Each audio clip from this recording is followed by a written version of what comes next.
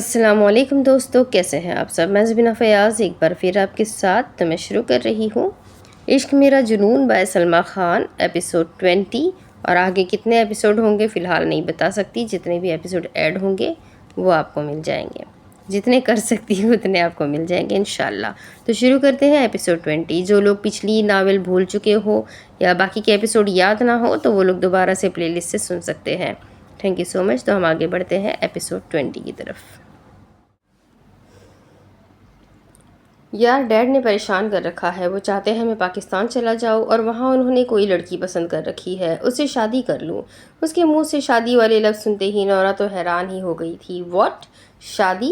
وہ بھی تم کسی پاکستانی لڑکی سے؟ ڈونٹ وری، پہلی بات تو پاکستانی لڑکیاں سوٹ نہیں کرتی تمہارے ساتھ، اور اگر تم نے شادی کرنی بھی ہے تو مجھ میں کیا کمی ہے؟ یہاں پر ایک سے بڑھ کر ایک لڑکی ہے، لیکن پاکستانی بالکل نہیں۔ وہ تو اس پر پھٹ پڑی تھی۔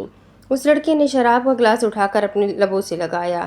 ریلیکس بیبی، مجھے شادی وادی میں کوئی انٹرسٹ نہیں ہے، اور نہ میں کسی پاکستانی لڑکی سے شادی کروں گا۔ ڈیڈ کے دوست کی بیٹی ہے، لیکن میں اچھے طریقے سے جانتا ہوں کہ میں شادی نہیں کروں گا، اور ان کو لگتا ہے کہ میں پہلی نظر والی محبت کا شکار ہو جاؤں گا۔ جس نے اپنے آس پاس اتنی حسینائیں دیکھی ہو، وہ پہلی نظر والی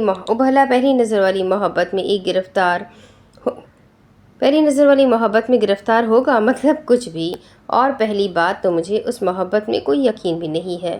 وہ اپنی بات مکمل کر کے اب گاڑی کی چابیاں اٹھا کر اپنی گاڑی کی طرف نکل چکا تھا۔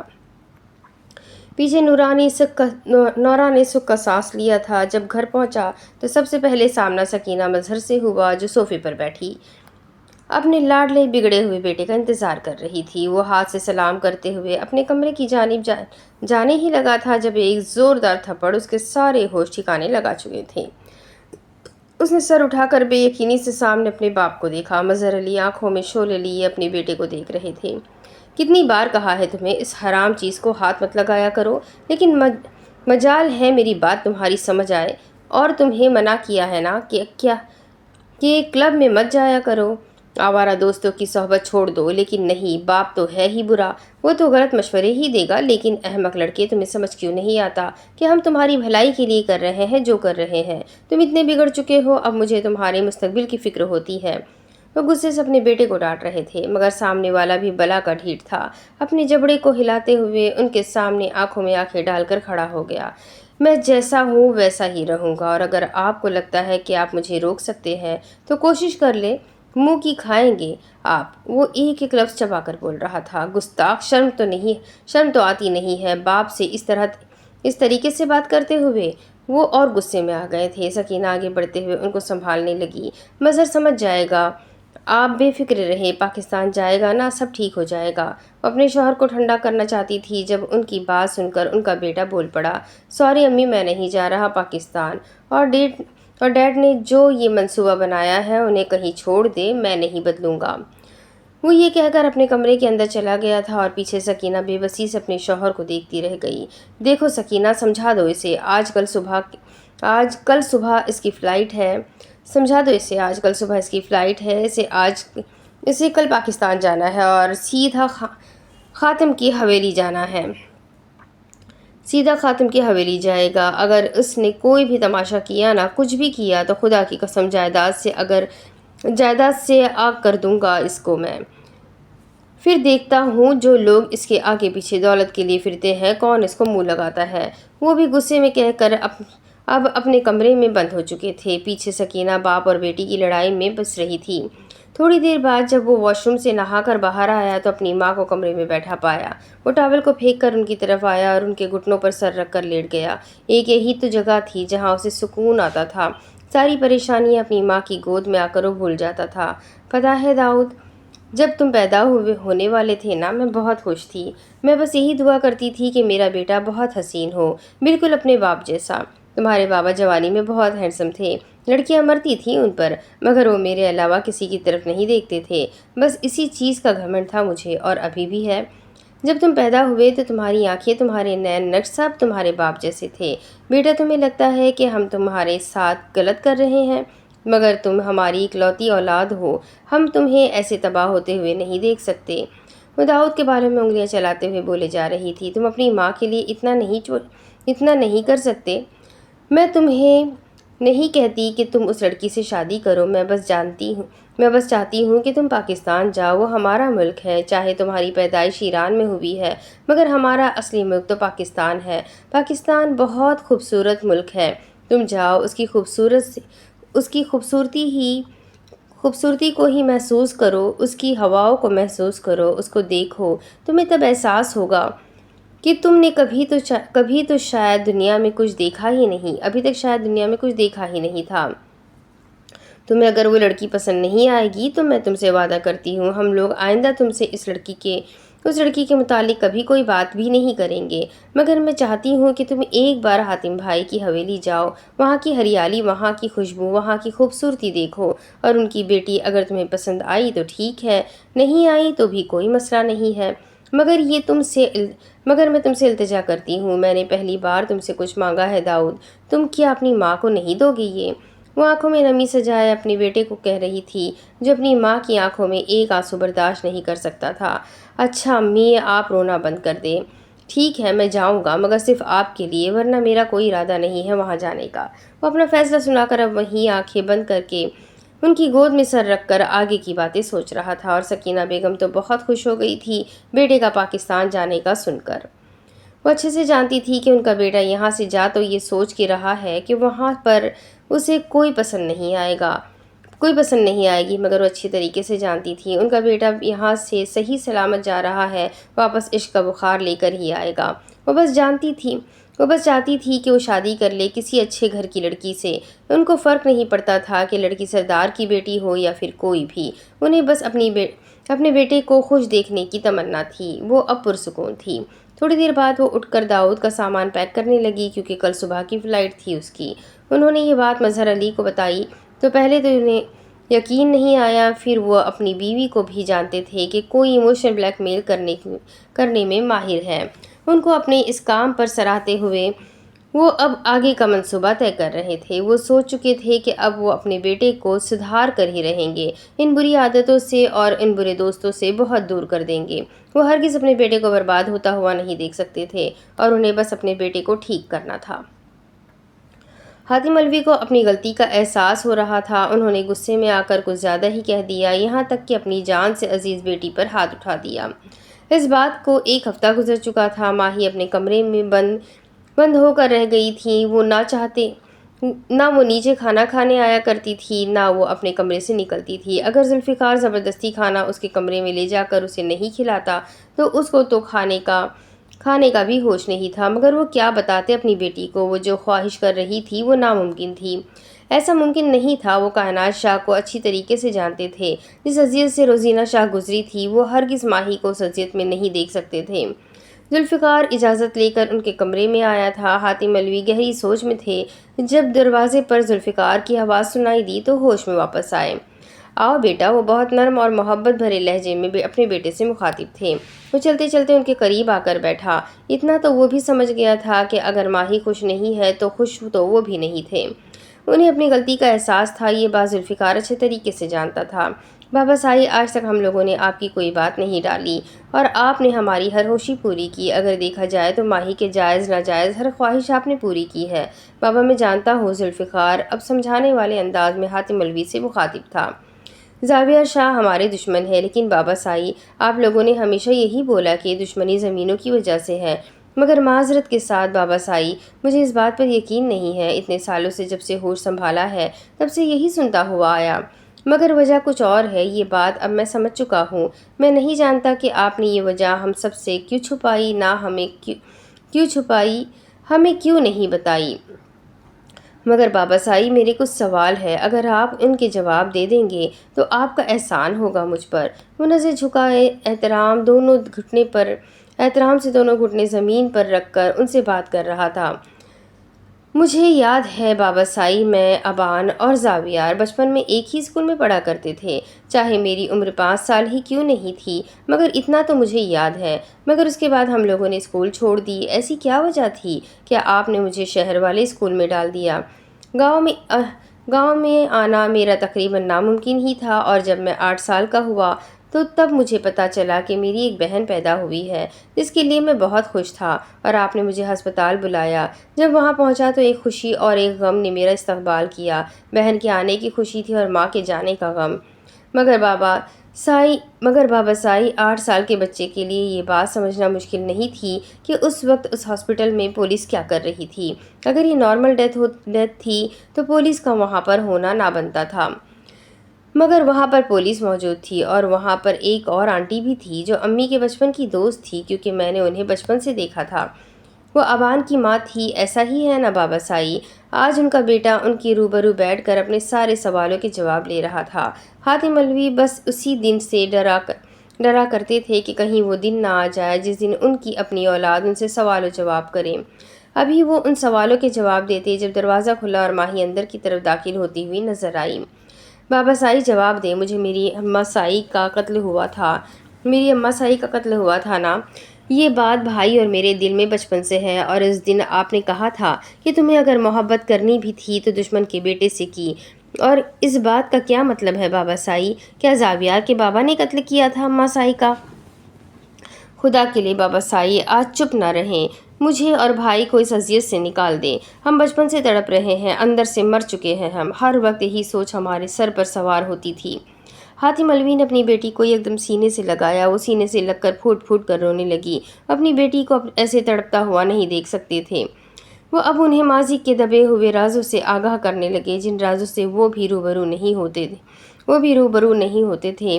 آج اپنی اولاد کو یوں تڑپتا ہوا دیکھ کر ان سے برداشت نہیں ہوا، اور ویسے بھی ان کی اولاد اس عمر تک پہنچ گئی تھی کہ وہ یہ راز جاننے کا حق رکھتی تھی۔ روزینہ بھابھی ہمارے گھر پر کافی آیا کرتی تھی، مگر عزیز نے آنا چھوڑ دیا تھا۔ تب ذوالفقار تم 3 سال کے تھے، تم اور ابان ایک عمر کے تھے، اور زاویار 2 سال کا تھا۔ اور پھر آہستہ آہستہ روزینہ بھابھی نے آنا چھوڑ دیا۔ وجہ کوئی نہیں جانتا تھا۔ شگفتہ جب بھی حویلی جاتی تو سوائے روزینہ بھابھی کے کوئی بھی نہیں ملا کرتا تھا اسے۔ میں کئی بار منع کرتا تھا کہ اگر وہ لوگ نظر انداز کر رہے ہیں ہم لوگوں کو تو ہم لوگ بھی نہیں جائیں گے۔ اتنا تو ہم سمجھ گئے تھے کہ یہ باتیں ساری کائنات نے عزیز کے دل میں ڈالی ہوئی ہوگی، مگر مجھے افسوس تھا کہ وہ میرا بچپن کا دوست ہو کر مجھ پر بھروسہ نہیں کر رہا تھا۔ اور پھر ایک دن جب ہم دونوں ان کے گھر گئے تو دروازے پر جب ہم لوگ کھڑے تھے تو اندر کی آوازیں ہم بخوبی سن سکتے تھے۔ کتنی گھٹیا ہو تم، شرم نہیں آتی اپنے شوہر کے دوست کے ساتھ چکر چلا رہی ہو؟ روز تمہارا چھوٹی حویلی جانا آنا ہم سمجھ نہیں رہے ہیں کہ تم کیا کرنا چاہ رہی ہو، اور روز تمہارے لیے یہ جو پھول وہ بھیجتا ہے اس کو بھی شرم آنی چاہیے۔ کائنات شاہ روزینہ شاہ پر بہتان لگا رہی تھی۔ خبردار روزینہ، میرے کردار پر ایک بات بھی تم نے کی تو یاد رکھنا میں تمہارا حشر بگاڑ دوں گی۔ کائنات کی بات سن کر وہ تڑپ ہی اٹھی تھی۔ جب وہ آگے کچھ بولتی کہ عزیز شاہ سیڑھیوں سے نیچے اترتے ہوئے نظر آئے۔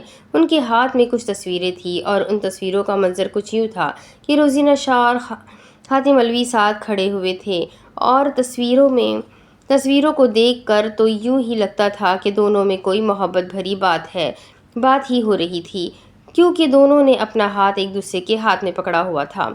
اور کائنات شاہ کے چہرے پر فاتحانہ مسکراہٹ آئی۔ شاہ سائی، یہ جھوٹ ہے، یہ تصویریں حقیقت نہیں ہے، آپ یقین کریں مجھ پر، یہ حقیقت نہیں ہے سائی، میں اور حاتم بھائی دونوں بے قصور ہیں۔ ابھی آگے وہ کچھ بولتے ہیں کہ ایک زوردار تھپڑ عزیز شاہ نے روزینہ شاہ کے منہ پر مارا تھا۔ وہ ساکت ہو کر سامنے کھڑے اس شخص کو دیکھ رہی تھی۔ روزینہ، تم میری پہلی محبت تھی۔ کائنات میری زندگی میں بعد میں آئی، مگر میری زندگی میں تمہارا مرتبہ کبھی کم نہیں ہوا، اور تمہیں لگا کہ میں نے تمہیں چھوڑ دیا تھا، تم دوسرے مردوں۔ ابھی وہ کچھ بولتے کہ حاتم مولوی چیختے ہوئے اندر داخل ہوئے۔ خبردار عزیز شاہ، بھابھی کے کردار پر تم نے بات کی، ان کے کردار کی گواہی پورا گاؤں دینے کو تیار ہے۔ تمہیں شرم نہیں آتی؟ تم خود کو مرد کہتے ہو؟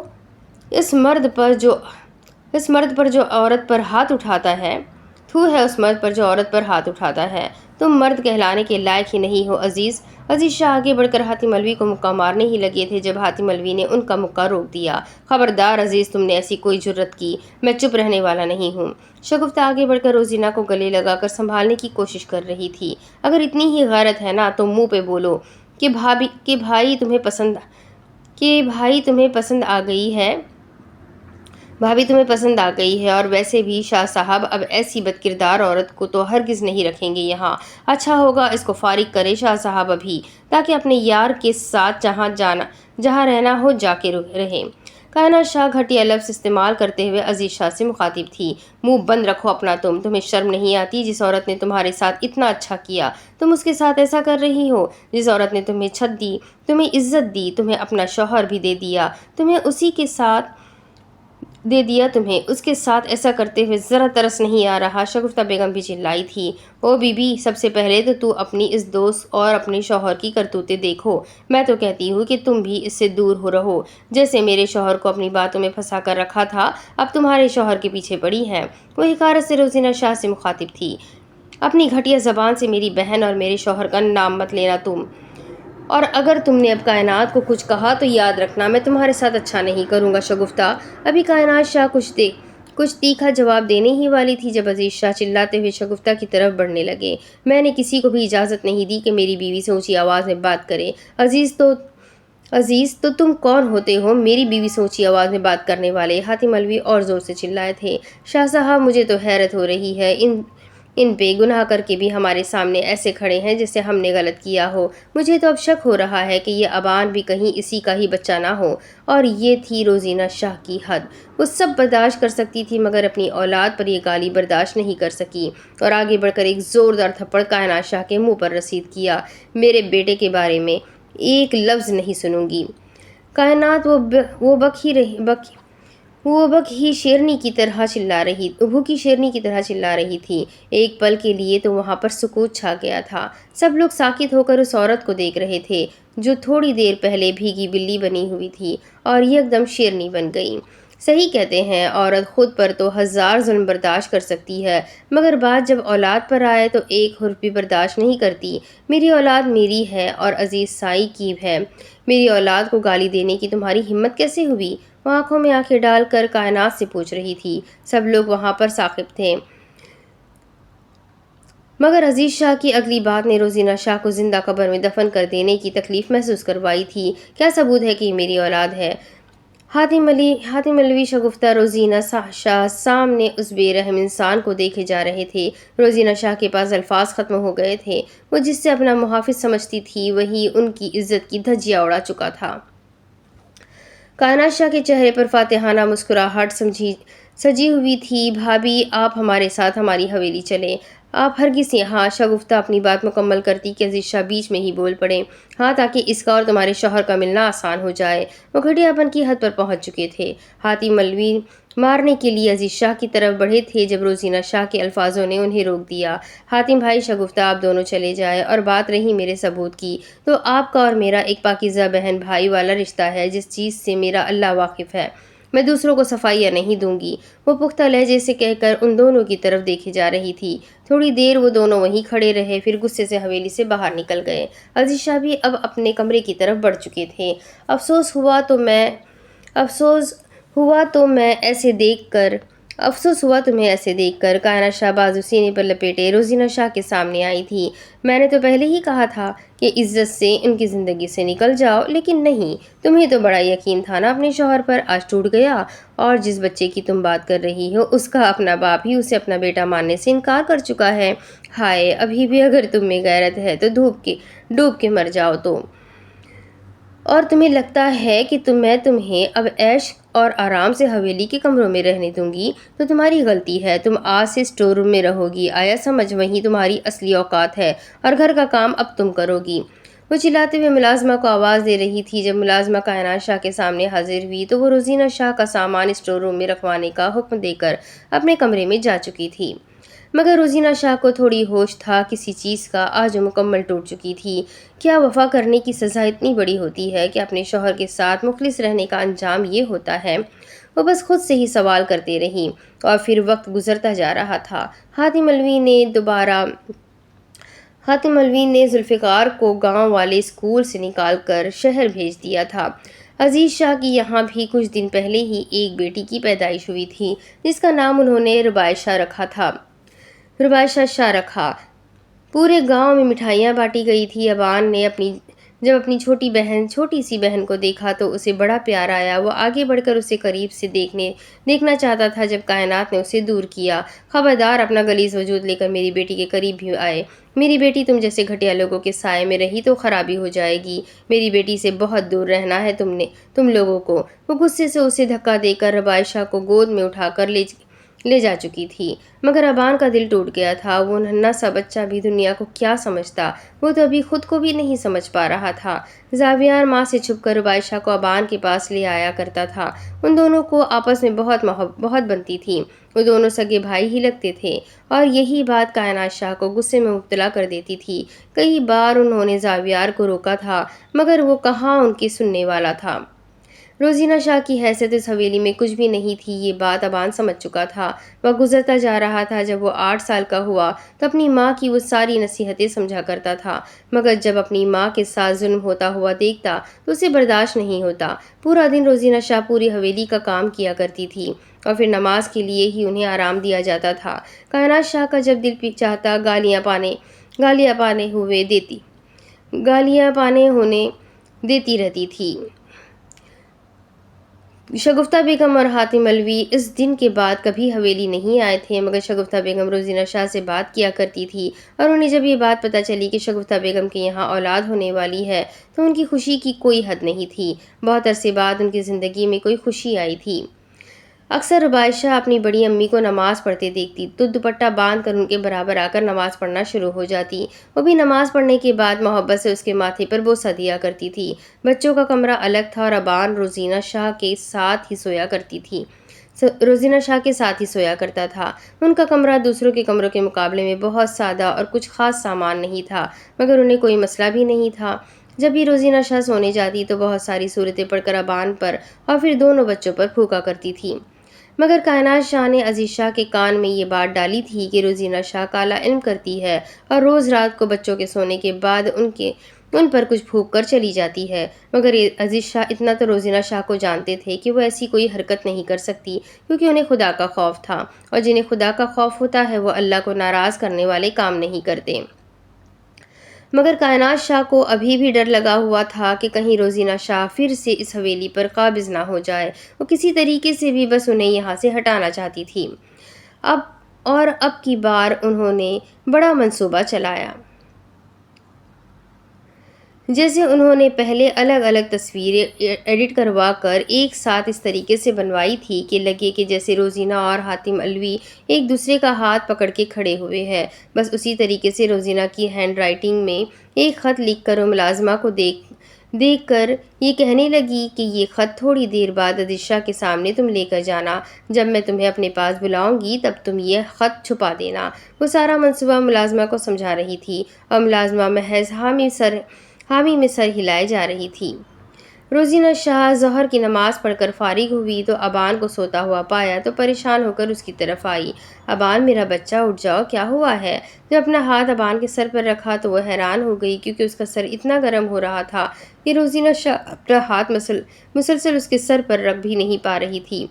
وہ بخار میں تڑپ رہا تھا۔ روزینہ شاہ ابان کو اٹھانے کی کوشش کی، مگر وہ اٹھنے کو ہی تیار نہیں تھا۔ اس سے آنکھیں بھی نہیں کھولی جا رہی تھی۔ وہ پریشان ہو گئی تھی، اور دوسری طرف کائنات شاہ اپنے منصوبے میں کامیاب ہو رہی تھی۔ ملازمہ عزیز شاہ کے سامنے سے خط لے کر جا رہی تھی جب کائنات شاہ نے اسے روک کر اپنے پاس بلایا اور وہ خط اسے لے لیا۔ جب وہ خط کھول کر عزیز شاہ نے پڑھا تو اس خط پر لکھے ہوئے الفاظ سن کر وہ آگ ببولا ہو گئے تھے۔ ابھی روزینہ شاہ اپنے بیٹے کو گود میں لے کر نیچے کی طرف آ رہی تھی جب عزیز شاہ کی ایک بھاری آواز ان کے کانوں تک آئی۔ کتنی گھٹیا عورت ہو تم! میرے پیٹھ پیچھے تم یہ کرتی رہی۔ یہ بچہ حاتم علوی کا ہے اور تم کہہ رہی ہو کہ یہ بچہ میرا ہے۔ اتنے سال تک مجھے تم نے پاگل بنایا۔ وہ غصے سے پھنکار رہے تھے، اور روزینہ شاہ تو کچھ سمجھ ہی نہیں پا رہی تھی۔ شاہ سائی، آپ غلط بات مت کریں، ابان کا بخار میں برا حال ہو رہا ہے، خدا کے لیے اسے ہاسپٹل لے جائیں، اس کی طبیعت کافی خراب ہو گئی ہے۔ وہ روتے روتے التجا کر رہی تھی۔ گھٹیا عورت، تم چاہتی ہو کہ میں تمہاری اس ناجائز اولاد کو اٹھا کر میں ہسپتال لے جاؤں؟ پاگل سمجھا ہوا ہے مجھے؟ اور ناجائز الفاظ سن کر روزینہ شاہ کا دل تڑپنے لگا۔ وہ اپنی اولاد کو ہی گالی دیے جا رہے تھے، اور روزینہ شاہ کا ضبط ٹوٹا۔ میرے بیٹے کے خلاف ایک لفظ مت بولیے گا۔ آپ کو اپنی بیوی، اس کے علاوہ کچھ نہیں نظر آتا۔ آپ نے وعدہ کیا تھا کہ اب دونوں بیویوں کے ساتھ مخلص رہیں گے، ان کے سارے حق ادا کریں گے۔ میرے کیا حق آپ نے ادا کیے ہیں؟ میری اولاد کو آپ اپنی اولاد ہی نہیں مان رہے ہیں، اور اب میرے کردار پر بات کر کے آپ یہ کہہ رہے ہیں کہ یہ اولاد آپ کی نہیں بلکہ ناجائز ہے۔ خدا کا خوف کرے، آپ اللہ کے قہر سے ڈرے عزیز شاہ، اللہ کے قہر سے۔ آج ان کا صبر بالکل ہی ختم ہو گیا تھا، اور اگلے ہی پل عزیز شاہ ایک تھپڑ، دو تھپڑ، تین تھپڑ روزینہ شاہ کے منہ پر دے مارے۔ میں عزیز شاہ تمہیں طلاق دیتا ہوں، تمہیں طلاق دیتا ہوں، تمہیں طلاق دیتا ہوں۔ اب دفع ہو جاؤ یہاں سے، اور اپنی اس گھٹیا اور ناجائز خون کو بھی لے جاؤ۔ وہ دھکا دینے والے انداز میں انہیں باہر دروازے پر پھینک کر آئے تھے۔ شاہزائی وہ بے یقین تھی۔ کائنات شاہ ملازموں کو کہہ کر انہیں حویلی کے دروازے پر جا پھکوایا تھا۔ خدا کے قہر سے ڈرو تم کائنات، تم نے جو میرے ساتھ کیا ہے اللہ تم سے ضرور بدلہ لے گا۔ ایک دن تمہاری اپنی اولاد تمہارے سامنے آ کر تم سے بغاوت کرے گی۔ میری معصوم اولاد پر تم نے گھٹیا الزام لگائے ہیں، سب کا بدلہ تم سے میرا خدا ضرور لے گا۔ انشاءاللہ تم تباہ ہو جاؤ گی کائنات، تم تباہ ہو جاؤ گی۔ وہ ہرگز غصے میں بھی کسی کو بد دعائیں نہیں دیا کرتی تھی، مگر آج بات ان کی اولاد پر آئی تھی، ان کا ضبط ٹوٹ گیا تھا۔ ڈرو اس دن سے کائنات جس دن اللہ کی لاٹھی تمہیں لگے گی۔ تم خود کو زمینی خدا سمجھ بیٹھی ہو، مگر تم بھول رہی ہو خدا صرف ایک ہے۔ جب وہ رسی کھینچتا ہے نا تو انسان کو کسی قابل نہیں چھوڑتا۔ تم سے بہت جلد بدلہ لیا جائے گا انشاءاللہ، بہت جلد۔ وہ بس چلاتے ہوئے کائنات شاہ کو کوسے جا رہی تھی۔ کائنات شاہ ایک نفرت بھری نظر اس پر ڈال کر ملازمہ کو کہہ کر دروازہ بند کروا دیا تھا۔ ایک ملازمہ روزینہ شاہ کی وفادار تھی، جس نے فوراً فون کر کے ساری صورتحال شگفتہ بیگم کو بتائی تھی، اور اس ملازمہ کی بات سن کر شگفتہ بیگم کا دل کانپنے لگا تھا۔ تو ایسا نہیں کر سکتے، وہ کیسے انہیں طلاق دے سکتے ہیں؟ اور ابان کی طبیعت؟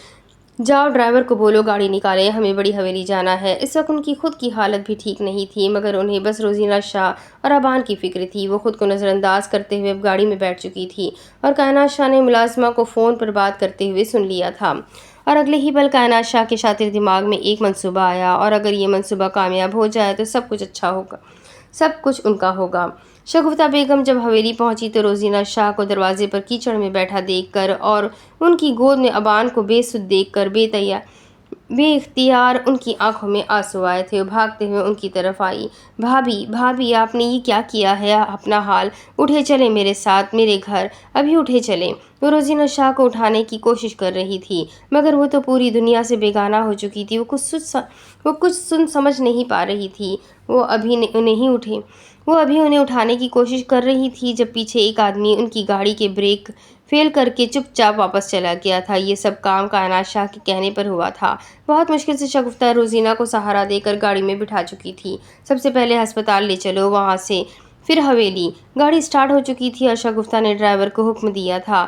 پورے راستے شگفتہ بس روئے جا رہی تھی۔ وہ ان کی بہنوں کی طرح تھی، اور اپنی بہن کو اس حال میں وہ ہرگز نہیں چھوڑ سکتی تھی، ہرگز نہیں دیکھ سکتی تھی۔ وہ ان کو سنبھالنے کی کوشش کر رہی تھی۔ جب گاڑی کی رفتار تیز ہوتی جا رہی تھی، انہوں نے ڈرائیور کو دیکھ کر راستہ چلانے کا کہا تو ڈرائیور نے پریشانی سے پیچھے مڑ کر انہیں دیکھا۔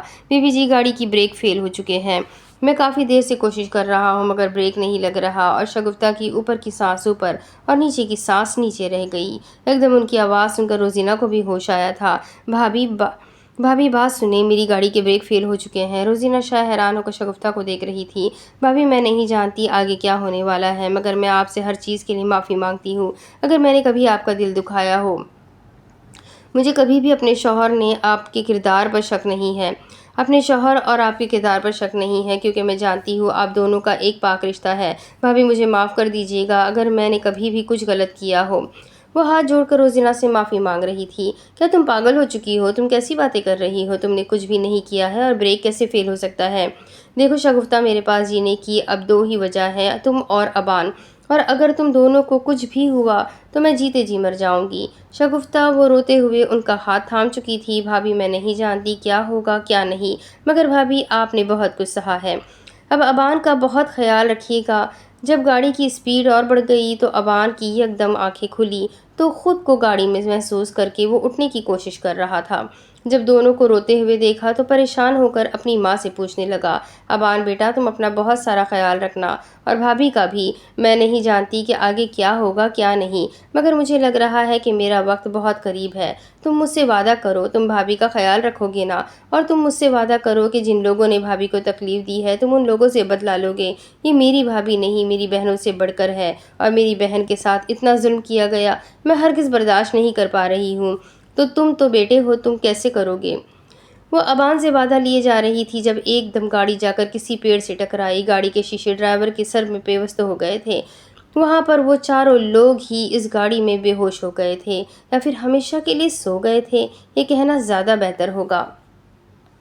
حاتم علوی کسی کام کے سلسلے میں زمینوں پر آیا تھا۔ جب ایک ملازم بھاگتا بھاگتا ان کی طرف آ کر انہیں ساری بات بتانے لگا تو حاتم علوی کو لگا کہ آج وہ سانس نہیں لے پائیں گے۔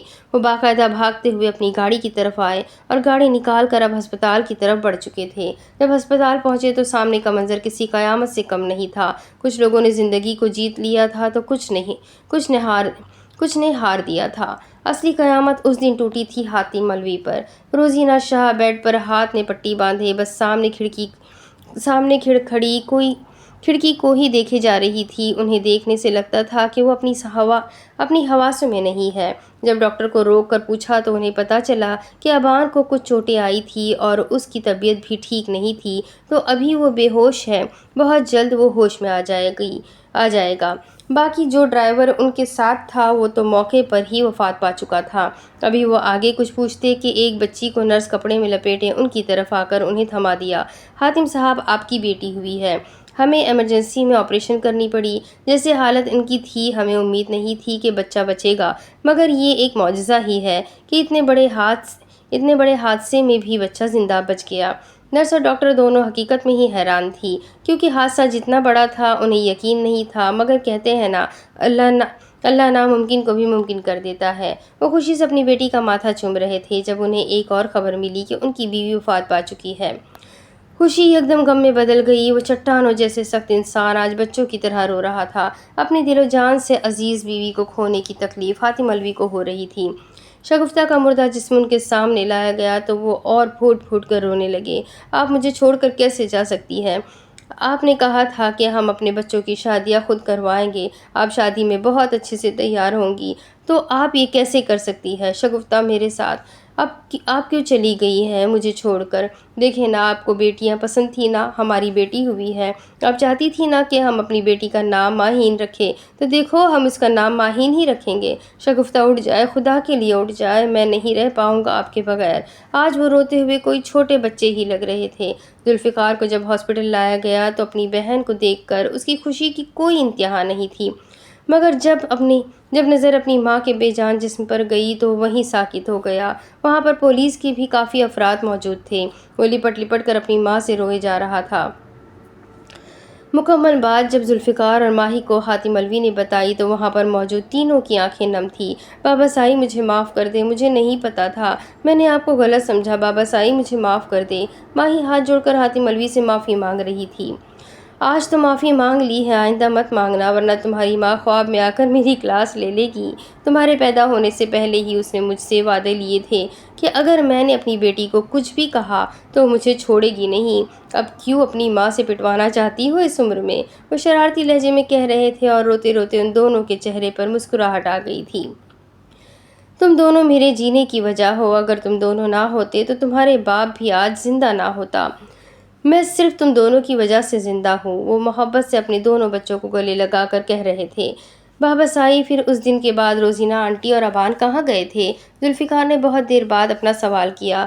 بیٹا، جب پولیس والوں سے بات کر کے میں واپس ہاسپٹل پہنچا تو وہ دونوں وہاں پر نہیں تھے۔ مجھے نہیں پتا کہ وہ دونوں کہاں چلے گئے۔ میں نے ان کو بہت ڈھونڈنے کی کوشش کی مگر وہ مجھے کبھی نہیں ملے۔ پھر کچھ سال پہلے مجھے پتا چلا کہ ابان اب وہ معصوم ابان نہیں رہا، وہ ایک ڈان بن چکا ہے، مافیا پر راج کرنے والا بے تاج بادشاہ بن چکا ہے۔ اس کا نام سن کر ہی لوگ کانپتے ہیں۔ میں نے کوشش کی تھی بات کرنے کی مگر اس نے انکار کر دیا، مگر بہت احترام والے لہجے میں مجھے یہ کہہ دیا کہ میں آئندہ اس سے بات کرنے نہ جاؤں، اور نہ میرا گاؤں والوں میں کسی سے کوئی تعلق ہے، اس لیے میں بھی اس سے کوئی تعلق نہ رکھوں۔ اس کی آنکھوں میں تکلیف، کرب، غصہ میں سب دیکھ سکتا تھا، اور میں مزید اس بچے کی تکلیف میں اضافہ نہیں کر سکتا تھا۔ کوشش کی تھی میں نے کہ میں روزینہ بھابھی کا پوچھ سکوں، مگر اس نے یہی کہا کہ وہ مر چکی ہے۔ مگر مجھے پتہ نہیں کیوں یقین نہیں آتا۔ مجھے آج بھی لگتا ہے کہ وہ شاید زندہ ہے، مگر وہ مجھے نہیں بتائے گا۔ یہ بات میں بھی جانتا ہوں۔ وہ اب اپنی بات مکمل کر کے سارے رازوں سے پردہ اٹھا کر دونوں کو باہر چلنے کا کہہ رہے تھے۔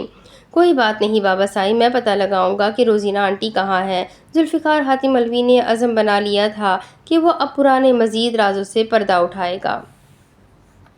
تو یہ ایپیسوڈ یہیں ختم ہوتا ہے۔